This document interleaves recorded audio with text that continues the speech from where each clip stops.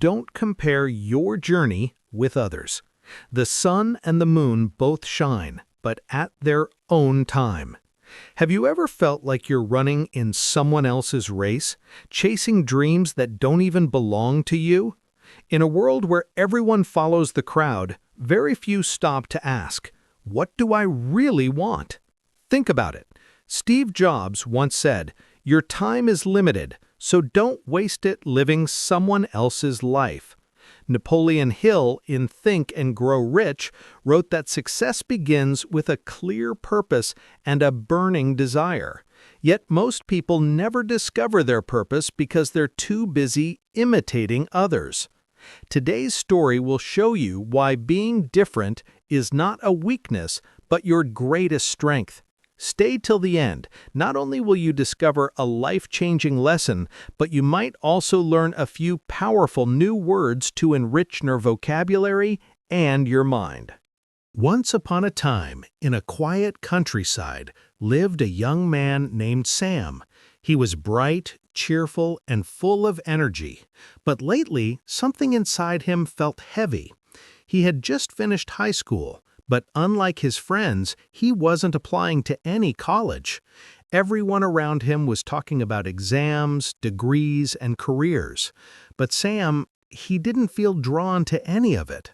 His father, Mr. David, owned a large horse farm, 20 acres of green fields and strong, vibrant animals. The family was well off, but wealth didn't calm Sam's confusion.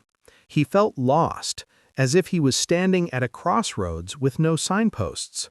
One morning, as the golden rays of the sun fell on the horses, Sam gathered the courage to speak. "Dad," he said softly, "I don't know what I want to do in life. Everyone has a plan. I just feel empty." His father looked at him with calm eyes, smiled gently, and said, "Sam, I have a small task for you. Meet 3 people I know.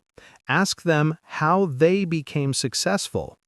Tell them you're the son of the man with the golden leg."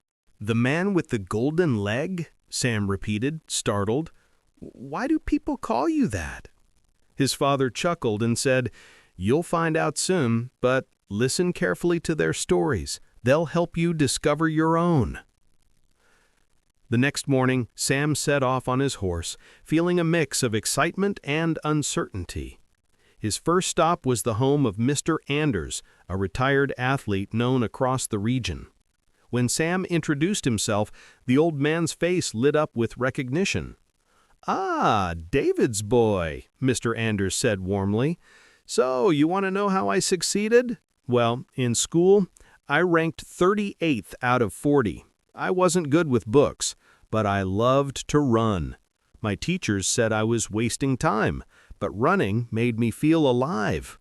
I trained every day, failing again and again, until one day I won. Then another race, and another. 5 years of persistence turned me from a failure into a champion." Sam's eyes widened. He realized something profound. Success is not about being good at everything, but about getting better at one thing. His second visit was to Mr. Thomas, the owner of a famous restaurant that everyone in town adored. Mr. Thomas welcomed Sam with a joyful laugh. "So you're David's son. Come, sit. You must be hungry." Sam smiled and asked, "Sir, how did you become so successful?" Mr. Thomas laughed heartily. "I was ranked 39th out of 40. I'd talked too much and studied too little. But I loved food. The aroma, the colors, the flavors. I started cooking just for fun. One day someone said, 'You should sell your food.' My first year was full of losses, but I couldn't stop. I enjoyed it too much. Slowly I learned to cook better, to manage better, and now, well, you can see the result." He leaned forward and said, "Remember this, Sam. To succeed, you only need one skill, but you must practice it until the world cannot ignore you." Sam felt inspired. The words, Practice until the world cannot ignore you, echoed in his mind. Finally, he visited the last person, Mr. Miguel, a man who had ranked first in the same class his father once studied in. Strangely, Mr. Miguel's house was small and simple. Sam asked respectfully, "Sir, how did you achieve success in life?" Mr. Miguel smiled wistfully. "I was always top of the class. I knew a little about everything, but I never became an expert in anything. I studied to please others, my teachers, my parents, not myself.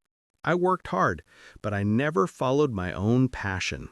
That was my greatest mistake." Then Sam asked quietly, "Sir, do you know why my father is called the man with the golden leg?" Mr. Miguel's eyes softened. "Ah, yes.